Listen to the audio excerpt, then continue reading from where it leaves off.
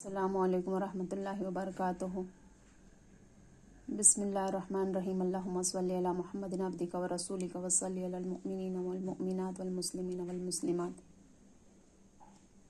فیضان رمضان جو باب ہمارا چل رہا ہے اس کا آغاز کرتے ہیں اور اسے جاری رکھتے ہوئے رمضان میں مرنے کی فضیلت۔ جو خوش نصیب مسلمان ماہ رمضان میں انتقال کرتا ہے اس کو سوالات قبر سے امان مل جاتی ہے، وہ عذاب قبر سے بھی بچ جاتا ہے اور جنت کا حقدار قرار دیا جاتا ہے۔ چنانچہ حضرات محدثین کرام رضوان اللہ تعالی علیہم اجمعین کا قول ہے کہ جو مومن اس مہینے میں مرتا ہے وہ سیدھا جنت میں جاتا ہے، گویا اس کے لیے دوزخ کا دروازہ بند ہے، اور اگر وہ کافر مرتا ہے تو سیدھا دوزخ میں جاتا ہے، گویا اس کے لیے دوزخ کا دروازہ کھلا ہے۔ جنت کے دروازے کھل جاتے ہیں۔ میٹھے اسلامی بھائی اور بہنوں، ماہ رمضان تو کیا آتا ہے، رحمت و جنت کے دروازے کھول دیے جاتے ہیں اور دوزخ کے تالے پڑ جاتے ہیں، نیز شیطان کو پابندی سلاسل کر دیا جاتا ہے۔ چنانچہ حضرت سیدنا ابراہیم برہ رضی اللہ تعالیٰ عنہ فرماتے ہیں کہ رسول اکرم صلی اللہ رحمت عالم نور مجسم صلی اللہ تعالیٰ علیہ وسلم اپنے صحابہ کرام رضوان اللہ تعالیٰ علیہم اجمعین کو خوشخبری سناتے ہوئے ارشاد فرمایا کرتے تھے کہ رمضان کا مہینہ آ گیا ہے جو کہ بہت ہی بابرکت ہے۔ اللہ عز و جل نے اس کے روزے تم پر فرض کیے ہیں، اس میں جنت کے دروازے کھول دیے جاتے ہیں اور جہنم کے دروازے بند کر دیے جاتے ہیں، سرکش شیطانوں کو قید کر دیا جاتا ہے، اس میں ایک رات شب قدر ہے جو 1000 مہینوں سے بڑھ کر ہے۔ شیطان قید ہونے کے باوجود ہم سے گناہ کیوں ہو جاتے ہیں؟ میٹھے اسلامی بھائی اور بہنوں، مندرجہ بالا حدیث پاک میں فرمایا گیا ہے کہ ماہ مبارک میں جنت کے دروازے کھول دیے جاتے ہیں اور جہنم کے دروازے بند کر دیے جاتے ہیں۔ یہ کتنی بڑی سعادت کی بات ہے۔ نیز اسی حدیث پاک میں یہ بھی فرمایا گیا ہے کہ ماہ رمضان میں سرکش شیاطین قید کر دیے جاتے ہیں۔ یہاں ایک سوال ذہن میں آتا ہے کہ جب سرکش شیاطین کی قید کر لیا جاتا ہے تو پھر آخر لوگوں سے گناہ کا صدور کیوں کر ہوتا ہے؟ میٹھے میٹھے اسلامی بھائیوں بہنوں، اس کی کئی جوابات ہو سکتے ہیں۔ مثلاً 11 مہینے تک شیطان انسان کو بہکانے میں لگا رہتا ہے اور بدنصیب انسان بھی شیطان کے چکر میں آ کر گناہ پر گناہ کرتا رہتا ہے۔ اس طرح انسانی ذہن کا گناہوں کا عادی ہو جاتا ہے اور ماہ رمضان میں گناہوں سے وہ باز نہیں رہ پاتا، گویا وہ اس شعر کا مصداق بن جاتا ہے: مانوس اتنے ہو چکے صیاد سے ہم، جو رہائی ملیں گی تو مر جائیں گے۔ زیادہ تر ماہ رمضان میں انہیں لوگوں سے گناہوں کا زیادہ صدور ہوتا ہے جو علاوہ رمضان کے بھی کثرت کے ساتھ گناہوں میں پڑے رہتے ہیں۔ چونکہ اس کا نفس گناہوں پر دلیر ہو چکا ہوتا ہے، لہٰذا وہی نفس ماہ رمضان میں بھی ان کو گناہوں پر ابھارتا رہتا ہے۔ حدیث مبارکہ میں آتا ہے جب کوئی انسان گناہ کرتا ہے تو اس کے دل پر ایک سیاہ نقطہ بن جاتا ہے، جب وہ دوسری بار گناہ کرتا ہے تو دوسرا سیاہ نقطہ بن جاتا ہے، یہاں تک کہ اس کا دل سیاہ ہو جاتا ہے۔ نتیجن بھلائی کی بات اس کے دل پر اثر انداز نہیں ہوتی۔ اب ظاہر ہے جس کا دل ہی زنگ آلود اور سیاہ ہو چکا ہے، اس پر بھلائی اور خیر کی بات اور نصیحت کہاں اثر کریں گے؟ ماہ رمضان ہو یا غیر رمضان، ایسے انسان کا گناہوں سے باز و بیزار رہنا نہایت ہی دشوار ہو جاتا ہے۔ اس کا دل نیکی کی طرف مائل اسی سیاہی کے سبب نیکی میں نہیں لگتا، وہ نیکوں کے ماحول سے بھاگنے ہی کی تدبیریں سوچتا ہے۔ اس کا نفس اسے لمبی امیدیں دلاتا ہے، غفلت اسے گھیر لیتی ہے اور وہ بدنصیب نیکیوں اور اچھے اور پاکیزہ ماحول سے دور جا پڑتا ہے۔ ماہ رمضان کی مبارک ساعتیں بلکہ پوری راتیں وہ شخص لہو و لعب، فضولیات، کھیل کود، گانے باجے، تاش و شطرنج اور طرح طرح کے خرافات میں برباد کرتا ہے۔ دل کی سیاہی کا علاج، اس سیاہ قلبی کا علاج ضروری ہے، اور اس کے علاج میں ایک مؤثر ذریعہ پیر کامل بھی ہے، یعنی کسی ایسے بزرگ کے ہاتھ میں ہاتھ دیا جائے جو پرہیزگار اور متبع سنت ہو، دنیا کی محبت سے دور ہو، جس کی زیارت خدا و مصطفیٰ صلی اللہ تعالیٰ علیہ وسلم کی یاد دلائے، جس کی باتیں صلاۃ و سنت کا شوق ابارنے والی ہو، جس کی صحبت موت اور آخرت کی یاد دلاتی ہو۔ ایسا پیر کامل اگر خوش قسمتی سے میسر آ جائے تو انشاءاللہ عز و جل دل کی سیاہی کا علاج ضرور ہو جائے گا، مگر یہ سب کچھ اللہ کی مشیت اور اس کی رحمت پر موقوف ہے۔ اللہ عز و جل ہر مسلمان بھائی بہن کے دل کی سیاہی کو دور فرمائے، آمین بجاہ النبی الامین صلی اللہ تعالیٰ علیہ وسلم۔ گناہوں میں کمی تو آ ہی جاتی ہے، बहरकैफ عام مشاہدہ یہی ہے کہ ماہ رمضان میں ہماری مساجد غیر رمضان کے مقابلے میں زیادہ آباد ہو جاتی ہے، نیکیاں کرنے میں آسانیاں رہتی ہے، اور اتنا ضرور ہے کہ ماہ رمضان میں گناہوں کا سلسلہ کچھ نہ کچھ کم ہو جاتا ہے۔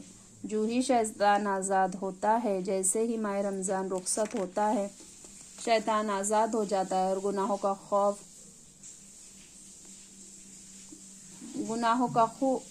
خوب زور بڑھ جاتا ہے، اور عید کے دن تو اس قدر گناہوں کی کثرت ہو جاتی کہ سنیما گھر جو شاید سارے سال میں بھی کبھی نہ بھرتے تھے، ان پر ہاؤس فل کا بورڈ لگ جاتا ہے۔ پورے سال میں جو کھیل تماشے اور میلے جھمیلے نہیں ہوتے، وہ بھی بدقسمتی سے عید کے روز ضرور ہوتے ہیں۔ گویا ایسا ماحول ہوتا ہے کہ ایک مہینے کے قید کے سبب شیطان بے حد بھی پڑ چکا ہے، اور ماہ رمضان کی سارا قصر وہ عید ہی کے روز نکال دینا چاہتا ہے۔ تمام تفریح گاہیں وہ بے پردہ عورتوں اور مردوں سے ابھر جاتی ہے، تمام ڈرامہ گاہیں بھر جاتی ہے، بلکہ عید کے دن نئی نئی فلمیں اور نئے نئے ڈرامے لگائے دیے جاتے ہیں۔ مسلمان شیطان کے ہاتھوں کھلونا بن کر رہ جاتا ہے، مگر کئی خوش نصیب مسلمان ایسے بھی ہوتے ہیں جو اللہ عز و جل کی یاد سے غفلت نہیں کرتے اور شیطان کو بہکانے سے محفوظ رہتے ہیں۔ اب ماہ رمضان کے ایک قدردان مجوسی آتش پرست کی ایمان افروز داستان پیش کی جاتی ہے۔ آتش پرست پر رحمت۔ شہر بخارا میں ایک مجوسی آتش پرست رہتا تھا۔ ایک مرتبہ رمضان شریف میں وہ اپنے بیٹے کے ساتھ مسلمانوں کے بازار سے گزر رہا تھا۔ اس کے بیٹے نے کوئی چیز اعلانیہ طور پر کھانی شروع کر دی۔ مجوسی نے جب یہ دیکھا تو اپنے بیٹے کو ایک تمانچہ رسید کر دیا اور خوب ڈانٹ کر کہا، تجھے رمضان المبارک کے مہینے میں مسلمانوں کے بازار میں کھاتے ہوئے شرم نہیں آتی؟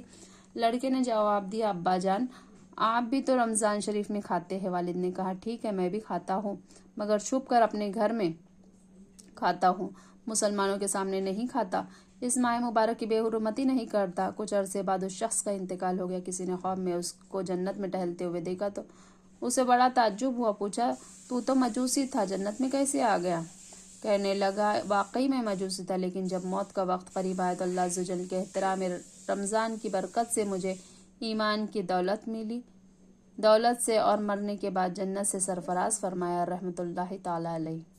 رمضان میں سر عام کھانے والا سزائے قتل کا مستحق۔ میٹھے اسلامی بھائی اور بہنوں، دیکھا آپ نے، ماہ رمضان کی تعظیم کے سبب ایک آتش پرست اللہ عز و جل کے نہ صرف دولت ایمان سے مالا مال کر دیا، بلکہ اس کو جنت کی لازوال نعمتوں سے بھی نوازا گیا۔ اس واقعے سے خصوصاً ہمارے ان غافل اسلامی بھائیوں کو درس عبرت حاصل کرنا چاہیے جو مسلمان ہونے کے باوجود ماہ مبارک کا بالکل احترام نہیں کرتے۔ اول تو وہ روزہ نہیں رکھتے، پھر چوری اور سینہ زوری، یوں کہ لوگوں کے سامنے ہی سگریٹ وغیرہ کی کش لگاتے، بلکہ پان بھی چباتے، حتیٰ کہ بعض تو اتنے بے باک و بے مروت ہوتے ہیں کہ سر عام پانی پیتے ہیں، بلکہ کھانا تک کھاتے بھی ہیں، نہیں شرماتے۔ یاد رکھیے، فقہائے کرام فرماتے ہیں، جو شخص رمضان المبارک میں بغیر کسی مجبوری کے علی الاعلان جان بوجھ کر کھائے پیے، اس کو قتل کر دیا جائے۔ ویسے یہ حکم حاکم اسلام کے لیے ہے کہ وہ اس قسم کے روزہ خوروں کو سزا دے۔ عوام الناس کا یہ کام نہیں۔ عوام روزہ خوروں کو ممکن ہو تو سمجھائے، ورنہ ان کے اس فعل کو دل میں برا جانے۔ 9 لاکھ برس کا عذاب۔ میٹھے اسلامی بھائیوں بہنوں، غور کرو، سوچو، جب روزہ خوروں کی دنیا میں اس قدر سخت سزا تجویز کی گئی، اگر اب دنیا میں نہیں بھی اس عمل پر نہ سہی تو آخرت کی سزا کس قدر ہولناک اور تباہ کن ہوں گی۔ حضرت سیدنا عبداللہ ابن عباس رضی اللہ تعالیٰ عنہما نے ایک حدیث نقل کی ہے جس میں بیان کیا ہے کہ جس نے بغیر کسی شرعی مجبوری کے ایک بھی روزہ رمضان ترک کیا، وہ 9 لاکھ برس جہنم کی آگ میں جلتا رہے گا۔ مسلمانوں، ہوش میں آؤ، کب تک اس دنیا میں گل چھرے اڑاتے رہو گے؟ کیا تمہیں مرنا نہیں ہے؟ کیا اس دنیا میں ہمیشہ اسی طرح دندناتے پھرو گے؟ ہرگز نہیں، ایک نہ ایک دن تو موت ضرور آئیں گی اور تمہارا رشتہ حیات منقطع کر کے نرم و نازک پلنگ اور گداز و آرام تکیے سے اٹھا کر مٹی پر سلا دیں گی۔ بہترین ہوادار ٹھنڈے اور طرح طرح کے سامان طرف سے آراستہ کمروں سے اٹھا کر اندھیری قبروں میں پہنچا دیں گی۔ پھر پچھتانے سے کچھ ہاتھ نہ آئے گا۔ ابھی موقع ہے، گناہوں سے سچی توبہ کر لو اور روزہ اور نماز کی پابندی اختیار کرو۔ رمضان المبارک کی تعظیم کی فضیلت حدیث پاک میں ہے، جب رمضان المبارک کا چاند نکلتا ہے تو اللہ عز و جل حضرت سیدنا جبرائیل علیہ السلام کو فرماتا ہے کہ حوران بہشت کو زینت کا حکم دو اور ندا کر دو کہ اہل اسلام اور اہل زمین ہوشیار ہو جاؤ، یہ رمضان المبارک کا مہینہ ہے، جو شخص اس کی تعظیم کرے گا بخشا جائے گا، اور شیطان کو قید کر دو تاکہ روزہ دار گناہ کرنے سے محفوظ رہے۔ میٹھے میٹھے اسلامی بھائیوں اور بہنوں، رمضان المبارک کی تعظیم کیجیے اور ڈھیروں ثواب کمائیے، جنت کی ابدی نعمتیں بھی حاصل کیجیے۔ خبردار، ہرگز رمضان المبارک کی بے حرمتی نہ ہونے پائے۔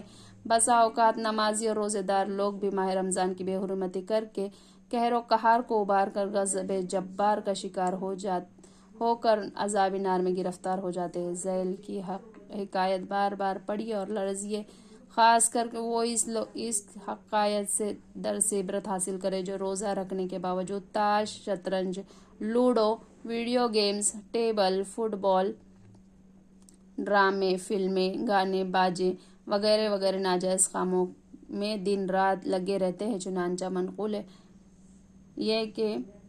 منقول ہے کہ قبر کا بھیانک منظر ہے۔ ایک بار مولا کائنات حضرت سیدنا علی مرتضیٰ شیر خدا کرم اللہ وجہ الکریم زیارت قبور کے لیے قبرستان تشریف لے گئے۔ وہاں ایک تازہ قبر پر نظر پڑی۔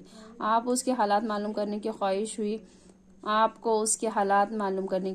ہوئی، چنانچہ بارگاہ خداوندی میں عرض گزار ہوئی، یا اللہ، اس میت کے حالات مجھ پر منکشف یعنی ظاہر فرما۔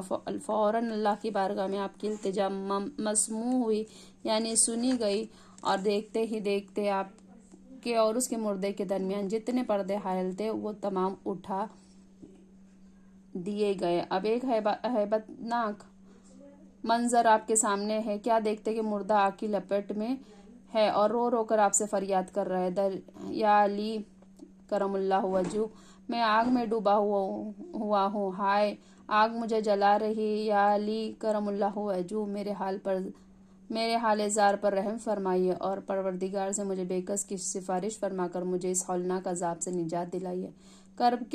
قبر کے دہشت ناک منظر اور مردے کی چیخ و پکار اور دردناک فریاد نے مولا علی شیر خدا کرم اللہ وجہ الکریم کو بے قرار کر دیا۔ آپ نے اپنے رحمت پروردگار کے دربار میں ہاتھ اٹھا دیے اور نہایت ہی عاجزی کے ساتھ اس میت کی بخشش کے لیے درخواست پیش کی۔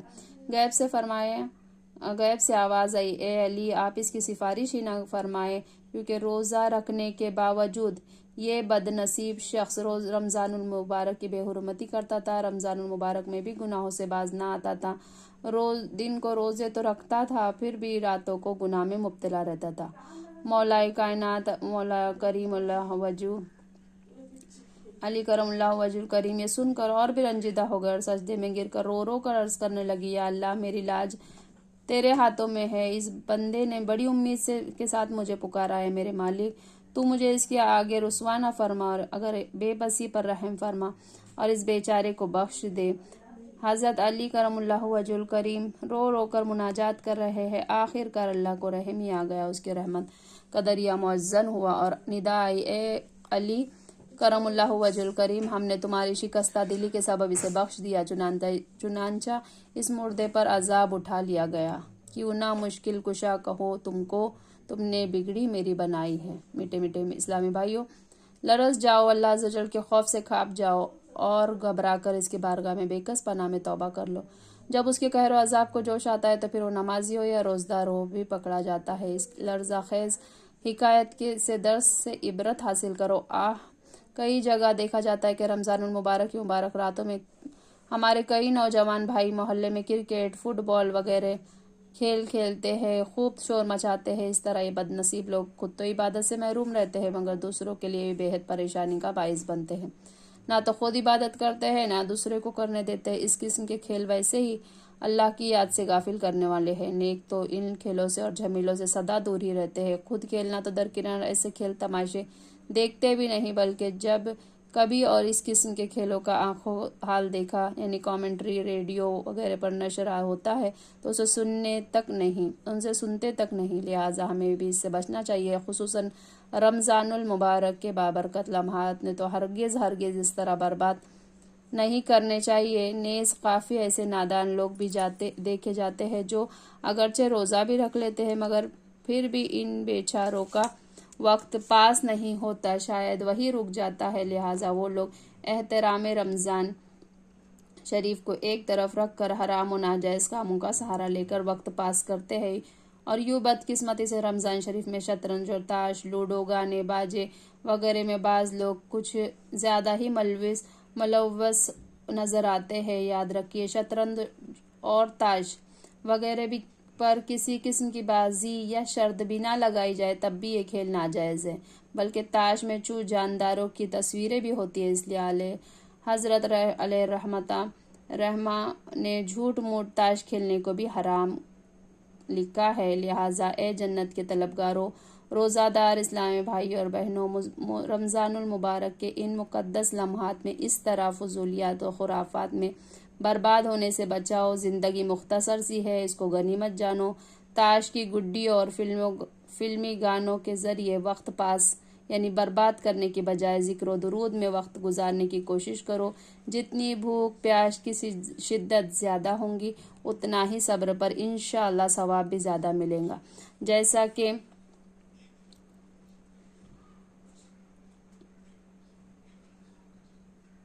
حضرت سیدنا ابراہیم بن ادہم رحمۃ اللہ علیہ کا فرمان عالی شان ہے، دنیا میں جو نیک عمل جتنا گرا اور دشوار ہوگا، کل قیامت کے روز نیکیوں کے پلڑے میں اتنا ہی وزندار ہوگا۔ اس سے صاف ظاہر ہے کہ ہمارے لیے روزہ رکھنا جتنا دشوار اور نفس بدکار کے لیے ناگوار ہے ہوگا، انشاءاللہ الغفار بروز شمار میزان عمل میں اتنا ہی زیادہ وزندار ہوگا۔ سبحان اللہ و بحمدہ، سبحانک اللہم و بحمدک، اشہد ان لا الہ الا انت، نستغفرک و نتوب الیک۔ سبحان ربک رب العزۃ عما یصفون، وسلام علی المرسلین، والحمد للہ رب العالمین۔ جزاک اللہ خیر۔